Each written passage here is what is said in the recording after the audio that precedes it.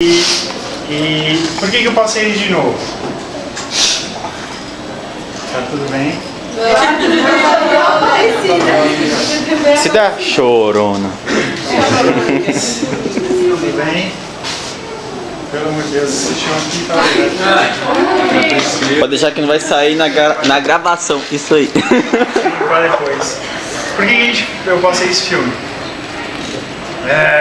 Acho que praticamente ninguém da equipe conhece, mas a gente, não vou enrolar não, vou falar que a gente quis homenagear e dedicar o dia de hoje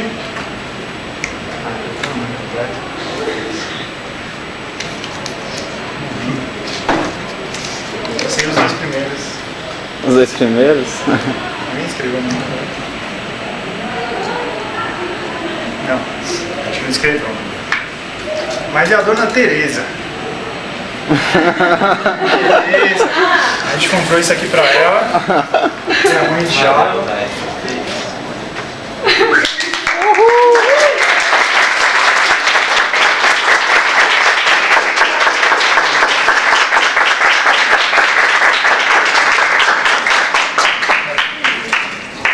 Valeu, galera. Beleza? Discurso! A gente quis dedicar aí o dia pra sua mãe, né? A gente viu que ela passou alguns bocados aí, mas ela vai melhorar. Né? Não tem muita coisa pra falar, só isso aí. Tá melhor já. Beleza? Valeu, cara. Fechou.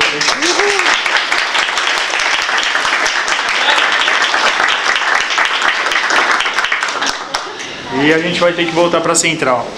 Ah, fala sério. Voltar. Obrigado pela cesta, pessoal. Obrigado pela